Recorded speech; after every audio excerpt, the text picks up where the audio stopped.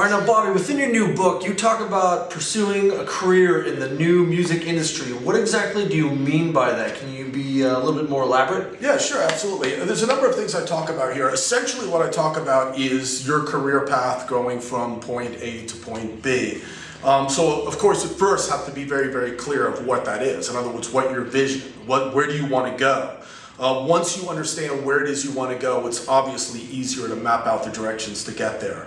And essentially, from that point onward, it talks about motivational things, things to keep you moving forward and keep you motivated. So for example, I talk about, creating the click of the future. So what that basically means is, a lot of times people are so worried about kind of getting their music into the hands of that higher up, oftentimes, to their failure. And what they're not doing is they're not looking around at the groups of people around them, the other musicians that are pursuing the similar goals, the other bands that are up and coming, and create relationships with them. Because as you progress in your career, these are going to be the groups that are going to eventually be the new clique of the future.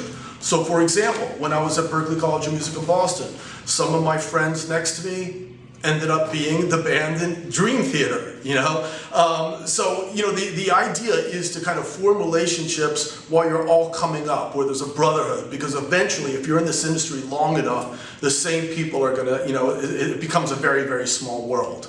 So I know you guys playing around town and stuff like that. I know that you guys are already forming relationships with bands, and you're already doing dates together and sort of forming sort of bonds with different groups. 5-6 years from now, you guys are all signed, you're out on the road playing and things like that, and you'll look back at the times when you guys were up and coming, and you'll realize that a lot of these relationships you're forming now are oftentimes the strongest. So.